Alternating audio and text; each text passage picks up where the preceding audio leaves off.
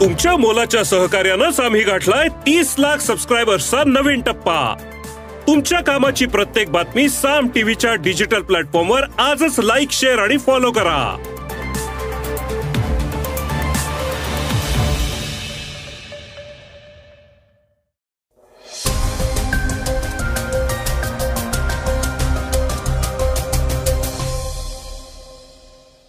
नमस्कार, मी गौरी कुबेर। ऐकूयात आजचं सकाळचं पॉडकास्ट। राष्ट्रवादी काँग्रेसचा शरद पवार गट आणि शिवसेनेचा उद्धव ठाकरे गट यांच्याकडनं आमदार अपात्रतेच्या मुद्द्यावर विधानसभा अध्यक्ष दिरंगाई करत असून सर्वोच्च न्यायालयानं यात हस्तक्षेप करण्याची विनंती करण्यात आलेली आहे। याविषयी आपण अधिक माहिती घेणार आहोत आजच्या पॉडकास्टमधनं। याशिवाय आज आपण चर्चेतल्या बातमीमध्ये मनसे प्रमुख राज ठाकरे यांनी राज्यातल्या टोल नाक्यांच्या बाबत जी भूमिका घेतली आहे त्याचं कौतुक होताना दिसतंय। त्याविषयी ते काय म्हणाले आहेत हेही ऐकणार आहोत। चला तर मग सुरुवात करूयात आजच्या पॉडकास्टला इस्रायल आणि हमासच्या संघर्षाच्या बातमीनं। इस्रायल आणि हमासमध्ये गेल्या आठवडाभरापासून भीषण युद्ध सुरू आहे। या युद्धाचे पडसाद संपूर्ण जगावर उमटले आहेत। या युद्धामुळे इस्रायलमधल्या टेक कंपन्या आपापली कार्यालयं दुसरीकडे हलवण्याचा विचार करतायत। याचा फायदा भारताला होऊ शकतो असा अंदाज वर्तवण्यात येतोय। 7 ऑक्टोबर रोजी हमास या दहशतवादी संघटनेनं गाझा पट्टीतनं इस्रायलवर क्षेपणास्त्र हल्ले केले होते। त्यानंतर इस्रायलनं युद्धाची घोषणा करत हमासच्या तळांवर हल्ला सुरू केला। 7व्या दिवशी ही युद्ध कायम आहे। त्यामुळे आतापर्यंत इस्रायल आणि पॅलेस्टाईन या दोन्ही देशांच्या हजारो नागरिकांचा मृत्यू झालाय।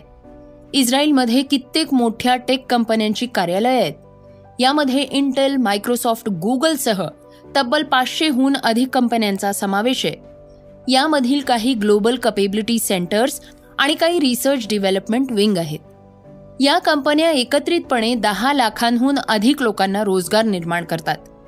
भारतातली विप्रो, TCS अशा मोठ्या कंपन्यांची प्रादेशिक कार्यालयं देखील इस्रायलमध्ये आहेत। हमाससोबत सुरू असलेलं युद्ध वाढतच चालल्यामुळे ही सर्व कार्यालयं इतर देशांमध्ये हलवण्याचा विचार कंपन्या करतायत।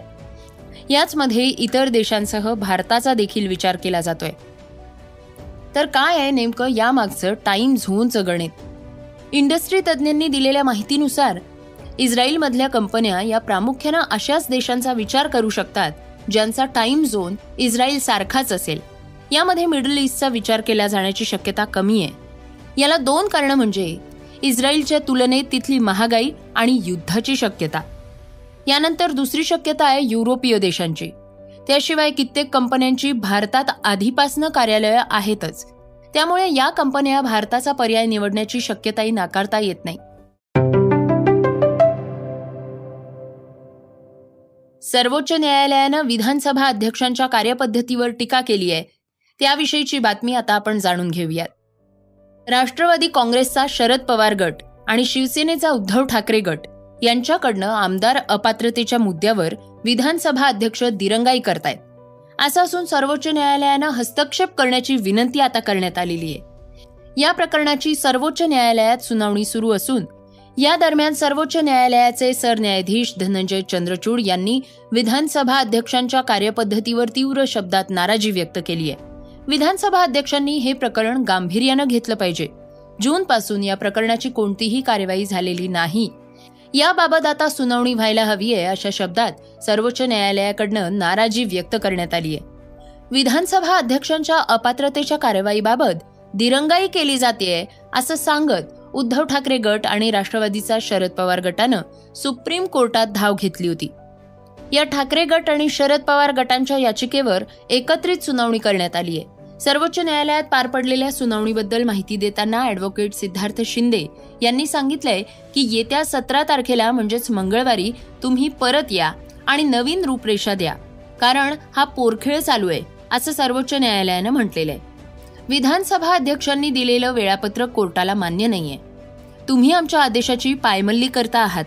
तसंच जर अध्यक्षांना समजत नसेल तर तुषार मेहता आणि महाराष्ट्राचे ॲडव्होकेट जनरल यांनी अध्यक्षांसोबत बसावं आणि त्यांना सुप्रीम कोर्ट काय सांगताय ते समजावून सांगावं आणि आमचे आदेश पाळले गेले पाहिजेत हे देखील सांगावं अशा शब्दात विधानसभा अध्यक्ष राहुल नार्वेकर यांच्या कामकाजावर ताशेरे ओढण्यात आले आहेत। जर तुम्ही निश्चित वेळापत्रक दिलं नाही तर आम्हाला 2 महिन्याचा कालावधी तुमच्यावर लादावा लागेल, असं सर्वोच्च न्यायालयानं यावेळी सांगितलंय. तर कपिल सिब्बल आणि तुषार मेहता यांच्यातली शाब्दिक चकामक देखील झालीय. पुढच्या निवडणुका येण्यापूर्वी निर्णय घ्या, तुम्ही निवडणुकांसाठी थांबला आहात का, असा सवाल देखील न्यायालयानं उपस्थित केलाय. तसंच अध्यक्षांना येत्या मंगळवारी शिवसेना आणि राष्ट्रवादी अशा दोन्ही प्रकरणांमध्ये वेळापत्रक देण्याच्या सूचना देण्यात आलेल्या आहेत.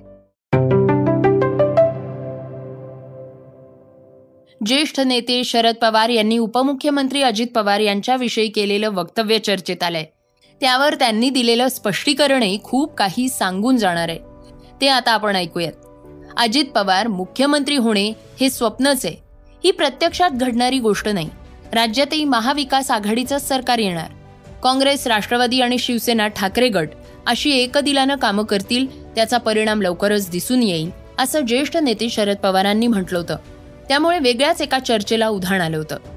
अजित पवार मुख्यमंत्री होणे हे स्वप्नच आहे, ही प्रत्यक्षात घडणारी गोष्ट नाही असं का म्हणालात, याची कारणं काय आहेत, असा प्रश्न पवारांना करण्यात आला होता. त्यावेळी ते म्हणालेत की मी माझं एक उदाहरण देतो. आर पाटील आमचे एक सहकारी, ते प्रत्येक सभेत म्हणायचे शरद पवार प्रधानमंत्री झाले पाहिजेत.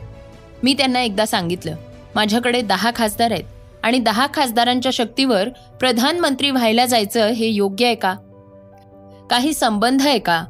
तर आज महाराष्ट्राच्या विधानसभेत अधिकार गाजवायचा असेल तर 145 आमदारांची शक्ती लागते. जर 145 आमदारांची शक्ती सोबत नसेल किंवा इतर पक्षाच्या मदतीनं 145 संख्येपर्यंत पोहोचू शकत नसाल तर ते दिवास्वप्न आहे, असं शरद पवार म्हणाले आहेत.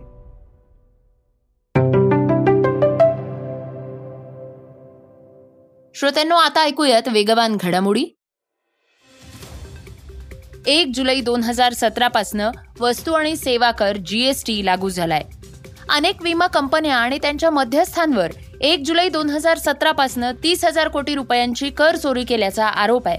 या कंपन्यांवर त्यांचं उत्पन्न कमी नोंदवल्याचा आणि खोटे खर्च दाखवल्याचा आरोप आहे. प्राप्तिकर विभागानं स्वतःच्या पद्धतीनं मूल्यांकन करण्यास सुरुवात केली आहे आणि थकीत कराच्या वसुलीसाठी कंपन्यांना डिमांड नोटीस पाठवणं सुरू केलेलं आहे. याशिवाय थकीत रकमेवर व्याज आणि दंडही आकारण्यात येणार आहे. गेमिंग इंडस्ट्रीमधल्या सर्वात मोठा समजल्या जाणाऱ्या करारासाठी मार्ग मोकळा झालाय. त्यामुळे मायक्रोसॉफ्ट आता ॲक्टिव्हिजन ब्लिझार्ड ही कंपनी खरेदी करू शकणार आहे. Call of duty, candy crush अशा गेम्ससाठी ही कंपनी ओळखली जाते. ब्रिटनच्या कॉम्पिटिशन अँड मार्केट्स अथॉरिटी अर्थात CMA या संस्थेनं एप्रिलमध्ये ही डील थांबवून ठेवली होती. क्लाउड गेमिंगमध्ये मायक्रोसॉफ्ट कंपनीची मोनोपोली होईल या भीतीनं ही डील थांबवून ठेवण्यात आली होती. मात्र आता CMAनं या कराराला मंजुरी दिली आहे. International film festival of India, ज्याला इफ्फी अशा नावानं ओळखलं जातं, हा फिल्म फेस्टिवल लवकरच सुरू होणार आहे. 20 ते 28 नोव्हेंबर दरम्यान गोव्यात हा फेस्टिवल पार पडणार आहे. यंदा या महोत्सवाचं 54वं वर्ष आहे. यंदाच्या इफ्फीमध्ये प्रसिद्ध हॉलिवूड निर्माता मायकल डग्लस यांना सत्यजित रे जीवन गौरव पुरस्कार देऊन सन्मानित करण्यात येणार आहे. केंद्रीय माहिती आणि प्रसारण मंत्री अनुराग ठाकूर यांनी याबाबत माहिती दिली आहे. श्रोत्यांनो, ऐकूयात क्रीडा विश्वातली एक बातमी. भारत पाकिस्तान यांच्यातल्या हाय व्होल्टेज सामन्यापूर्वी पाकिस्तानच्या प्रसिद्ध महिला पत्रकार झैनब अब्बासची भारताहून हकालपट्टी करण्यात आली होती, असं वृत्त आलं होतं. झैनब या वर्ल्ड कप 2023चं वार्तांकन करण्यासाठी भारतात आल्या होत्या. मात्र त्यांना आपल्या जुन्या पोस्टमुळे भारत सोडावा लागलाय. अनेक दिवस शांत असलेल्या झैनबनं आता या प्रकरणी आपली प्रतिक्रिया दिली आहे. त्यांनी म्हटलंय, मी स्पष्ट करू इच्छिते की ती जुनी पोस्ट माझं मूल्य आणि आज मी जी व्यक्ती आहे ते दर्शवत नाही. अशा प्रकारच्या भाषेबद्दल कोणतीही सबब देता येणार नाही. जे कुणी दुखावलं गेलं असेल त्यांची मी माफी मागते. श्रोत्यांनो, ऐकूयात चर्चेतली बातमी. टोल माफी प्रकरणी महाराष्ट्र नवनिर्माण सेना आक्रमक झालीय. मनसे प्रमुख राज ठाकरे यांनी या प्रकरणात मुख्यमंत्री एकनाथ शिंदे यांची भेट घेतली होती. त्यानंतर राज ठाकरे यांनी सरकारचे प्रतिनिधी आणि मंत्री दादा भुसे यांच्यासोबत बैठक घेतली आहे.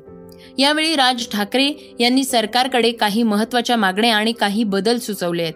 त्याची जोरदार चर्चा रंगली आहे. राज ठाकरे म्हणाले आहेत, त्याच्यानंतर करारातील नमूद सर्व उड्डाण पूल, भुयारी मार्ग यांचे डिटेल स्ट्रक्चरल ऑडिट केलं जाईल. बरोबर आहे. आणि ते आपण ह्यांच्याकडनं करणार, IITच्या लोकांकडून, नामांकित संस्थेतर्फे IITच्या लोकांकडनं करणार ते. सो ते सरकारी यंत्रणा नसणार.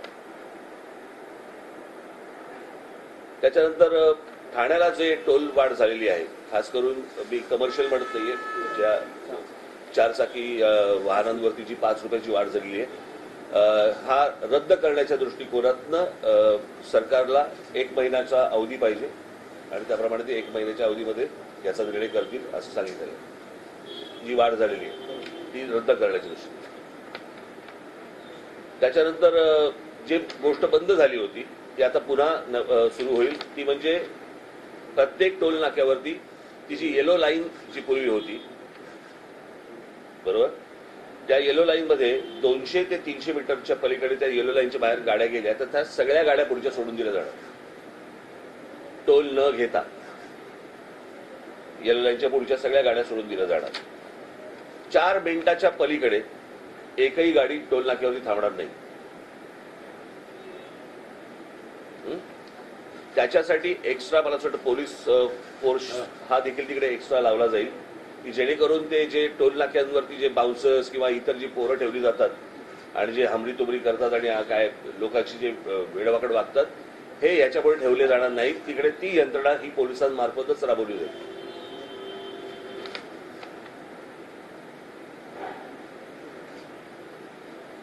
त्याच्यानंतर ती 6 नंबर टोल नाक्यावरती जर समजा फास्ट ट्रॅक हा चालला नाही त्यांचा, बरोबर आहे, तर तुम्हाला एकदाच तिथे पैसे भरावे लागतील. एक तर काय करतात हे तिकडेही पैसे वसूल करतात आणि पुढेही तुम्हाला मोबाईलवरती ते फास्ट ट्रॅकचं हे येतं की किती पैसे भरा. तो 2-2दा होणार नाही, ते एकदाच भरले जातील. राज यांच्या या भूमिकेचं विविध स्तरातनं कौतुक केलं जात आहे. कित्येकांनी त्या भूमिकेचं स्वागत केलेलं आहे. श्रोत्यांनो, हे होतं सकाळचं पॉडकास्ट. आजचं सकाळचं पॉडकास्ट तुम्हाला कसं वाटलं हे आम्हाला सांगायला विसरू नका. YouTubeवर सुद्धा आता तुम्ही हे सकाळचं पॉडकास्ट ऐकू शकता आणि त्या माध्यमातनं तुमच्या प्रतिक्रिया, तुमच्या सूचना आमच्यापर्यंत जरूर पोहोचवा. सगळ्यात महत्त्वाचं म्हणजे सकाळचं हे पॉडकास्ट तुमच्या मित्रांना आणि कुटुंबियांना नक्की शेअर करा. तर आपण आता उद्या पुन्हा भेटूयात. धन्यवाद. Script and research Yugandhar Tajane. वाचा, बघा आणि आता ऐका आणखी बातम्या isakal.com वर. तुम्ही हा पॉडकास्ट isakal वेबसाईट आणि ऍपवर सुद्धा ऐकू शकता. विसरू नका, या पॉडकास्टला आपल्या आवडीच्या पॉडकास्ट ऍपवर सबस्क्राईब किंवा फॉलो करायला.